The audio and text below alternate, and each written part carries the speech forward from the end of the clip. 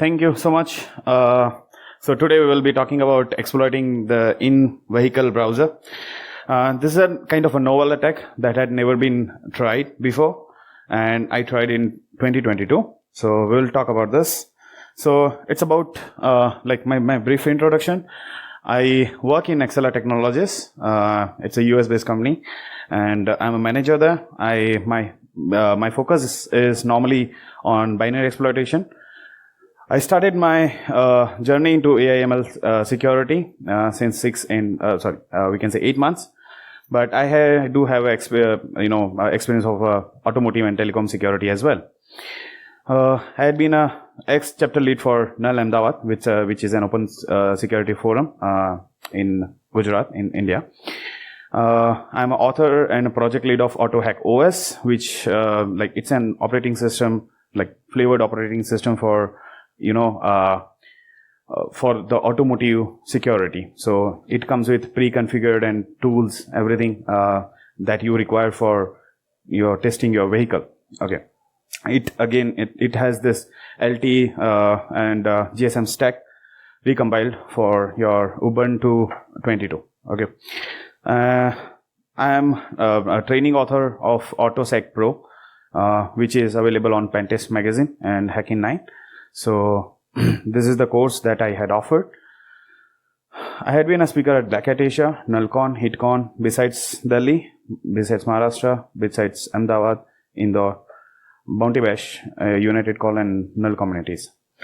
So I'm a core team member and a co-organizer of a Telecom Village at DEF CON US, and lifetime learner, right? So I do mistakes, I learn from it, but ultimately we have to hack it, right? So the more I try to learn, the more I understand that I know nothing. And that's the reality. So in today's world, I used to say to everyone that, in the world of autonomous vehicle, if a driver is not driving your car, a software is driving your car. And if a software is driving your car, it can be hacked, right? So welcome to the world of this autonomous vehicle. So today's agenda is, we'll talk about the difference of Android Auto as well as Android Automotive OS, the browser integration into this automotive OS, and we'll talk about the attack surfaces. We'll talk about browser APIs, car services and car APIs, recon methodology, exploitation methodology. We'll see the POC on the real car. We'll discuss the flowchart of exploitation and what actually happened when we tried. We'll discuss about that and the mitigation strategies. So this is a disclaimer. So the vulnerability was reported in 2022. Okay. And it was mitigated by the vendor. Actually, we cannot say the vendor, but yeah, they mitigated in 2 days. And the vendor explicitly asked me to not name them or share the technical details, as it might give them, put them into the bad light. So we'll not name the vendor, but we'll have the, POC video, but the logo of the cars and everything will be kind of, blurred. So let's talk about the differences between Android Auto and Android Automotive OS. So Android Auto is nothing, it's kind of a projection of your phone to your head unit. Okay. And Android Automotive OS is the whole, kind of, it has this, Android kernel and all those stuff compiled with this, and you can use it, and you can compile your own with AOSP, right? WAOSP, you can compile with it. So, you can integrate your browser in a head unit applications and everything in Android Automotive OS. So this is the difference. So Android Auto runs in your phone, while Android Automotive OS runs in your head unit. So we started with this simple radio in 1990s, right, in the car, but we end up with the browser in your head unit, right? So we had integrated the whole computer in your car, right? So this And this is responsible for making it possible, right? This is the hardware, SA8155P, right? And now we have moved to the world where we started the car as a distributed network to domain based, and now we are moving to the zonal, right? Tesla is trying hard for implementing the zonal architecture of automotive, right? There will be only a one single MCU. Now we are not moving, we have moved from MCU to this ARM based processors for handling a lot of network, your CAN messages and your Ethernet messages on your car. So for that you require a good processor, right? So this is normally found in this head unit. Okay. So how this browser is integrated in your automotive, right? So the bottom layer is the Linux kernel. On the left side it is your traditional Android, and on the right side it's your Android for your automotive, right? So it has this vehicle HAL. Okay, so it's an hardware abstraction layer which provides you the way to interact with your hardware, right? It's a vehicle HAL that is connected with your car services, which provide you the libraries for your interacting with your vehicle HAL, and the car managers are the car APIs basically. And on the topmost layer you can install your own applications. Your OEM applications come pre-built with your car, right? Or third-party applications like Spotify or any other applications. So how this actually works, right?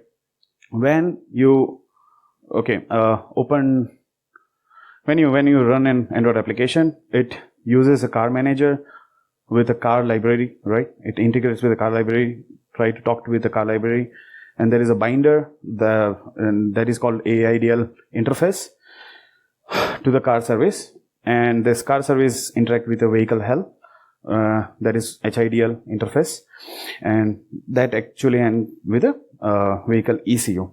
So you may find some applications where you can monitor your if you had used your OBD, if you use your phone, connect with your OBD with the Bluetooth, and you can find out your diagnostic messages, what is going wrong in my car, right? That is basically UDS and all those stuff. So now it can, you can make a application and you can integrate with your Android Automotive OS. So this is how it actually works. So vehicle ECU's properties can be accessed by vehicle HAL, and the car service provides an interface between this vehicle HAL as well as a car library. And this car library gives an API for your for making an Android application, for you developing an Android application. So this is how the browser comes. It's another application in itself, right? So it comes with it. So what are the attack surface? What can we target with this particular browser, exploitation stuff? So we can target this custom OEM browsers because they are not fixed immediately. Okay, especially when they ship the car in the market, it is really pretty hard for them to mitigate, right? So the another attack surface is web view based applications. Examples are connected cars, your messaging and social messaging apps, your music and streaming apps, your payment gateway apps, right? So basically it spawns your web view APIs in the background, and the cloud-based diagnostic apps, right? So these are the attack surface. We can target this applications. So these are the browser APIs.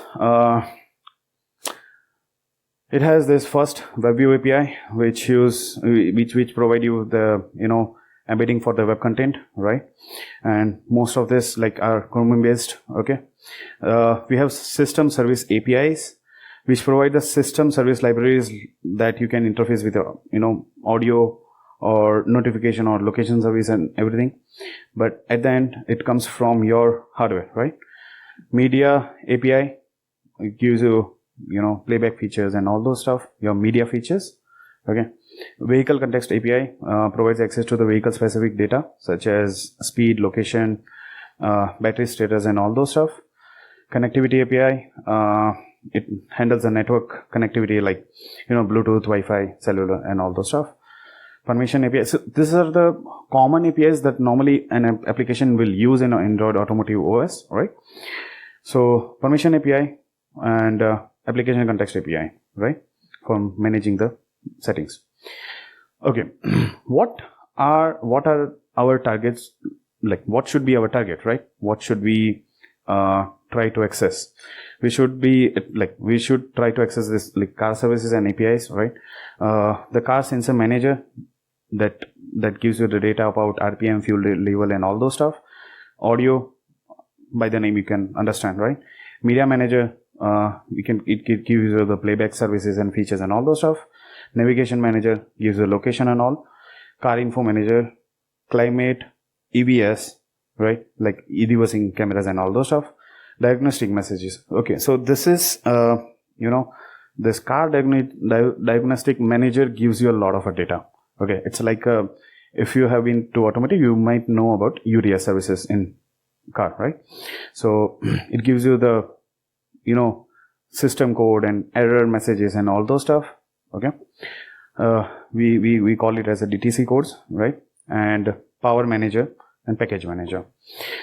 So these are the APIs that should be our target. Okay, so let's talk about the recon methodology. So when we first want to exploit, we need to understand what are the VHAL, or we can say vehicle HAL properties that are being enabled by vehicle manufacturer, right? So that can be your target. Like, we will try to touch this, we will try to manipulate this VHAL properties, right? So you can do that with the command lshal. Okay, so for this you need your vehicle, you need to enable your developer option in your vehicle, and if the scope is white box, take the image of automotive OS, or we can say this and fetch the APK for the browser. If the black box, turn the developer option and try to pull the APK from the browser. But in Android Automotive OS, pulling that APK is pretty much hard, right? So for that you need a root access. Okay, so you might fail in this second and third options. So you have to figure out the way doing an MITM attack.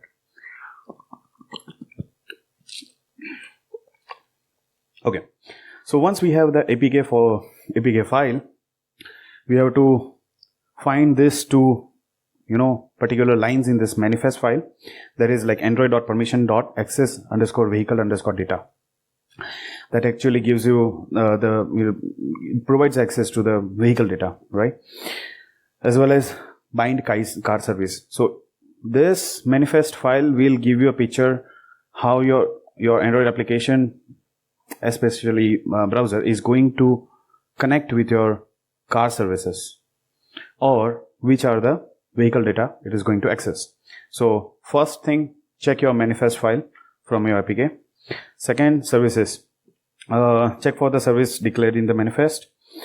So again, this service Android name, it could be a custom, and Android permission, check for that Android permission :permission equal to android.car.permission bind car service. Check for any intent filters if it is enabled.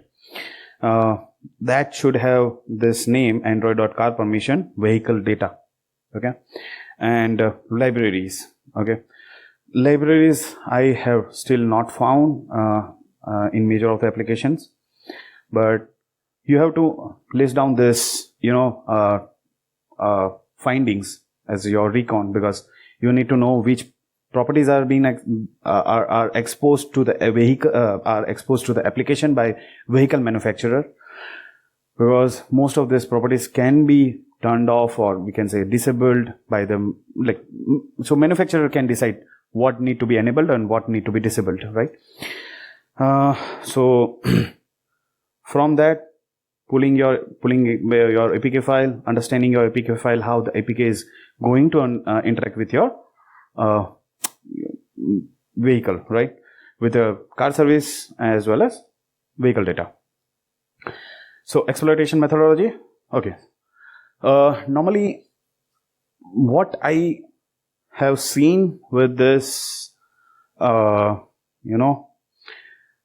this is the biggest mistake I have seen in this pen test of a vehicle, that they do reverse engineering of CAN messages. Like they do list which messages are responsible for which kind of task, right?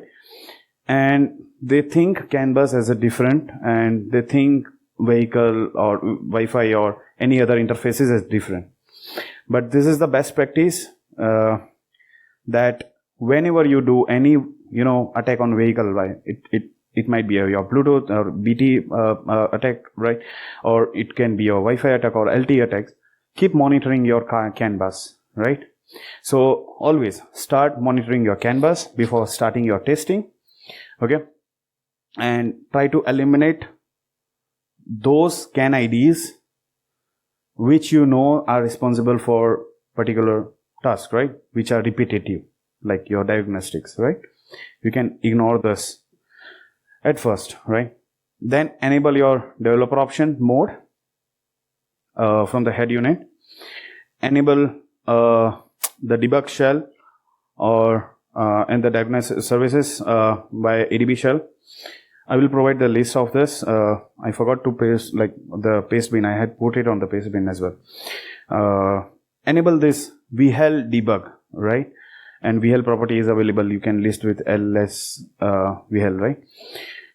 And now collect the log with dumsys. Keep looking for the logs. So one tab, your one terminal will be looking for your CAN bus messages. One terminal will be looking for your dumsys, and another terminal will be fuzzing your vehicle, like particular application or something.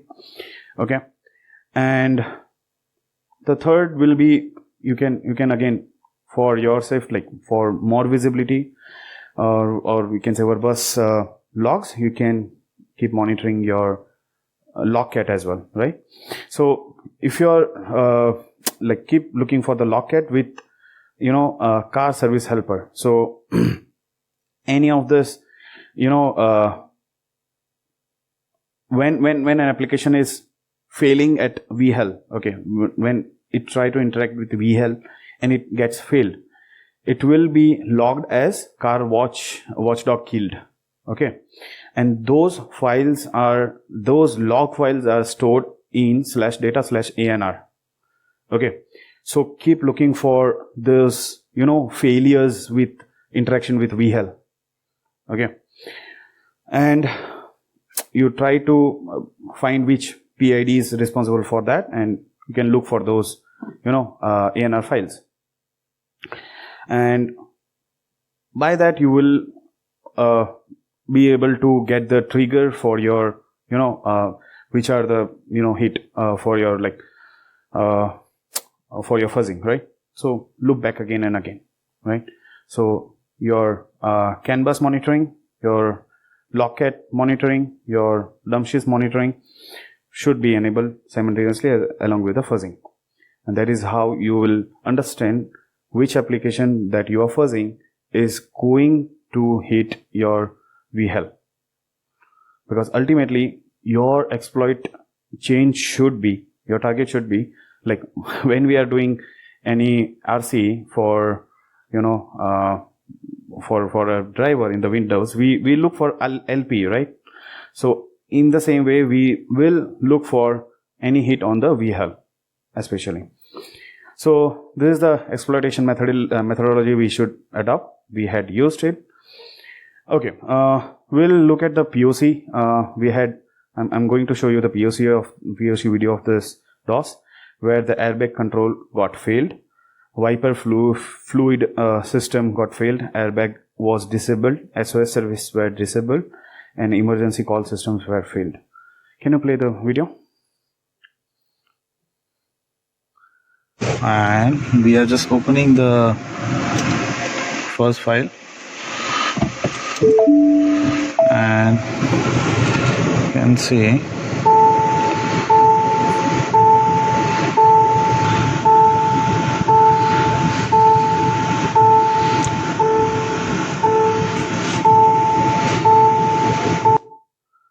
okay. So if you want to watch it again, then we can play it again. Okay. This was the POC video that we had performed in 2022. How the flowchart of exploitation worked.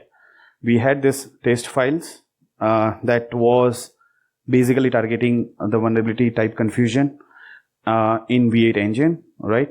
And it was doing a heap spraying, targeting the heap for, understanding the layout and where we can store our shellcode.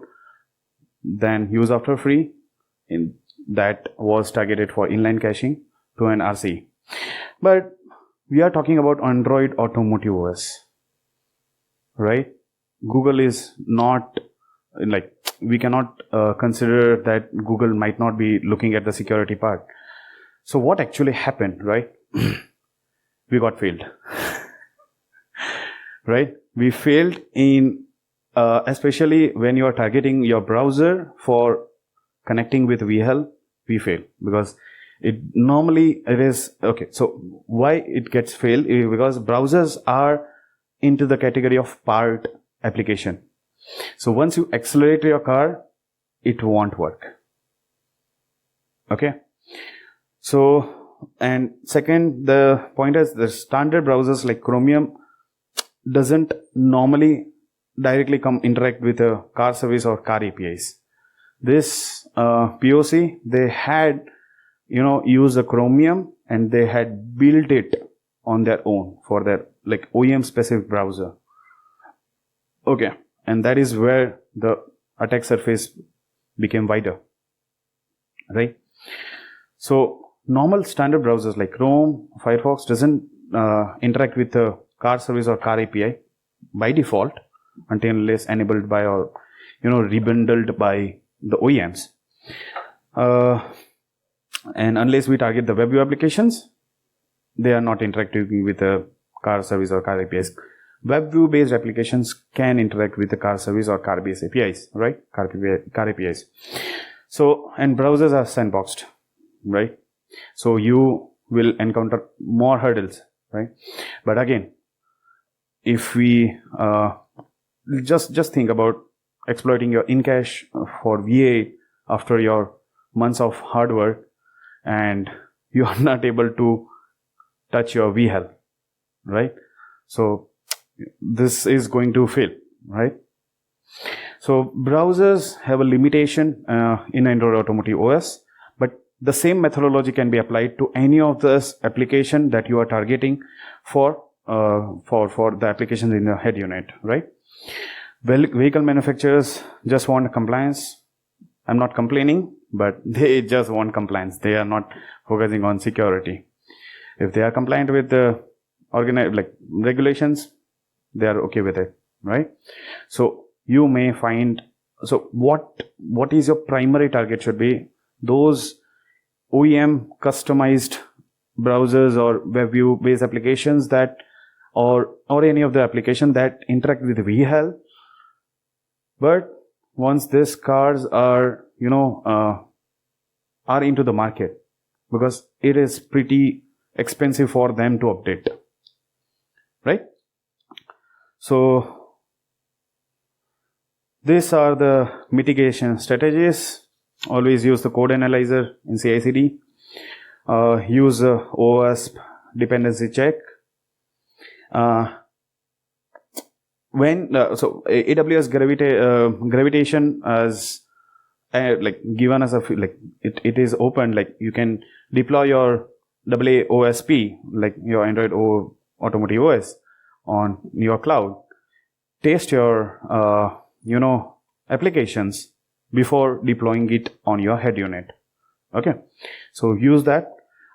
You can incorporate Catbox. The whole documentation is available on the Android particular page of of that Android page, right? So you can integrate that cat box.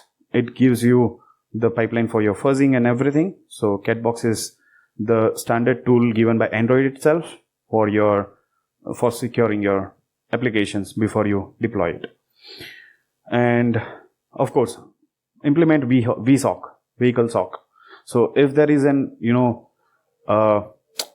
exploit being exploited wildly on the vehicle, you get to know from the data. We ended up very quickly, I guess so. So thank you. Any questions? Any questions? Do we have any questions from the audiences? You can raise your hand and I can give you the mic. All right then. Yeah. Okay.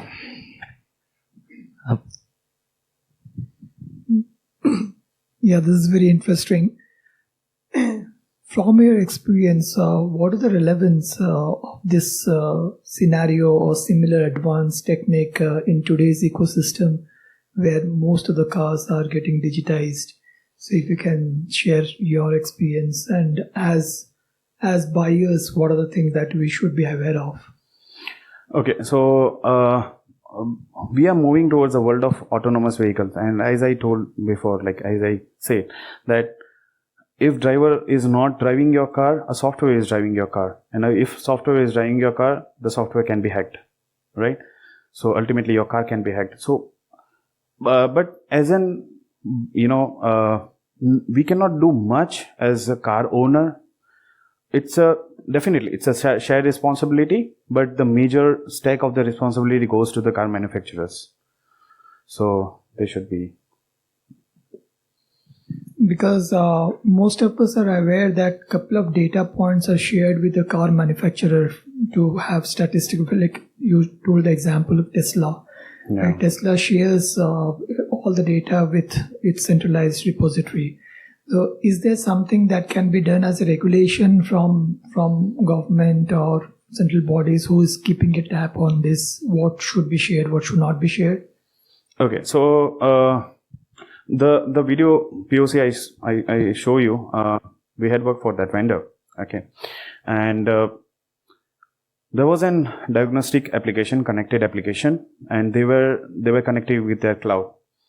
I got this, it was in our scope to pen test their application, Android application. We got a hard-coded credential for the cloud, right? We were able to log in and we were able to see what are going wrong in particular vehicles, right?